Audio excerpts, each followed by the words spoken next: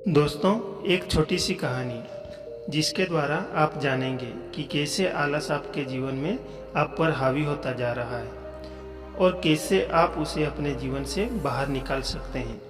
तो चलिए कहानी की शुरुआत करते हैं। एक नौजवान लड़का एक महात्मा के पास आता है और उनसे कहता है कि महात्मा जी, मुझे आलस क्यों आता है। फिर वे महात्मा उस लड़के को उत्तर देते हुए कहते हैं कि आलस आने के दो कारण हैं। पहला कारण यह है कि जीवन में कोई बड़ा लक्ष्य ना होना, और दूसरा कारण है कि हमारा मन और शरीर कैसे काम करता है उसकी समझ ना होना। जिसके जीवन में कोई बड़ा लक्ष्य नहीं है उसके जीवन से तो आलस जा ही नहीं सकता, लेकिन जिसके जीवन में कोई लक्ष्य तो है लेकिन उसे अपने शरीर और मन की समझ नहीं है, वह भी आलस की चपेट में आ जाता है। हमारा मन बहुत ही बड़ा कलाकार है और ये हमें मूर्ख बनाने में ज्यादा समय नहीं लगाता। अगर तुम ध्यान करना चाहते हो तो ये तुमसे कभी ध्यान करने के लिए मना नहीं करेगा। ये तुमसे कहेगा कि ध्यान करना ब्रह्म मुहूर्त में सबसे ज्यादा अच्छा होता है।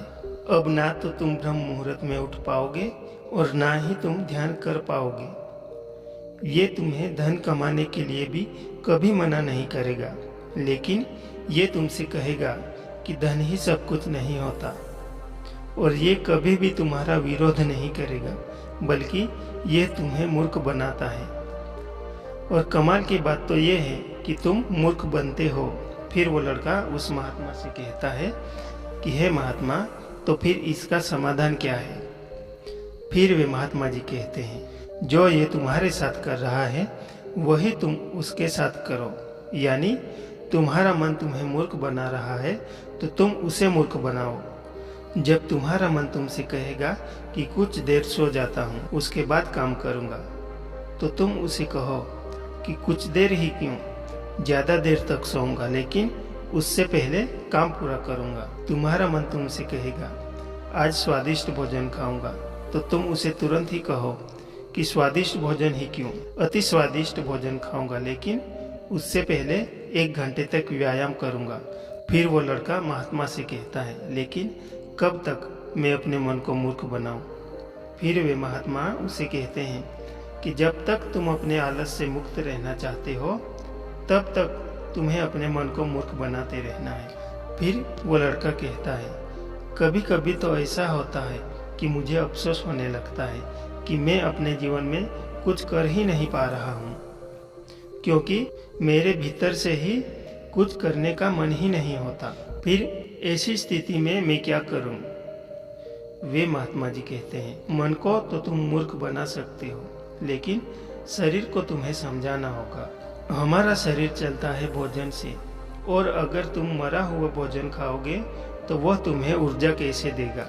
मरे हुए भोजन का अर्थ यह है कि ऐसा भोजन जो व्यक्ति सिर्फ अपने स्वाद के लिए खाता है, जिससे शरीर का उचित विकास नहीं होता, जैसे कि मिठाइयाँ, बर्गर, पिज्जा आदि वगैरह। इसीलिए भोजन ऐसा करो जो तुम्हारे भीतर ऊर्जा पैदा करे, ना कि आलस, जैसे कि फल और घर का सादा भोजन।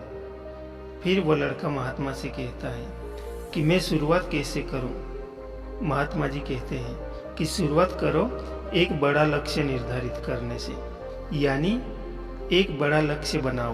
तुम्हारा लक्ष्य केवल कहने के लिए बड़ा नहीं होना चाहिए, बल्कि उस लक्ष्य के साथ तुम्हारी भावनाएं जुड़ी होनी चाहिए।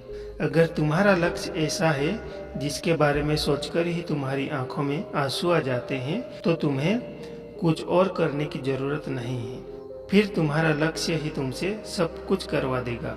और अगर लक्ष्य इतना बड़ा नहीं है या फिर तुम्हारी भावनाओं के साथ जुड़ा हुआ नहीं है, तो फिर अपने लक्ष्य को खोजना ही अपना लक्ष्य बना लो।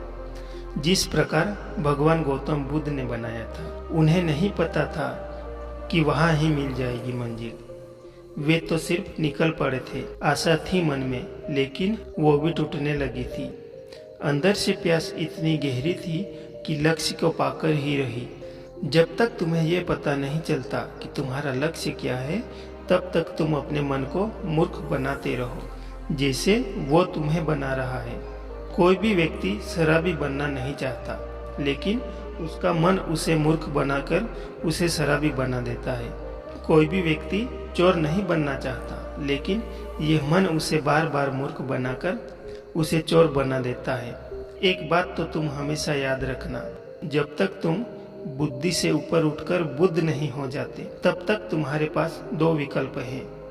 या तो तुम अपने मन के द्वारा मूर्ख बनो या फिर तुम उसे मूर्ख बनाओ। बीच का कोई रास्ता नहीं है। अगर तुमने अपने मन को मूर्ख बनाना बंद कर दिया तो यह मन तुम्हें मूर्ख बनाना शुरू कर देगा। फिर वो नौजवान लड़का कहता है, यह तो आसान है, मन को मूर्ख बनाया जा सकता है। वे महात्मा मुस्कुराते हैं और कहते हैं कि यह आसान भी तुम्हारे मन को ही लग रहा है।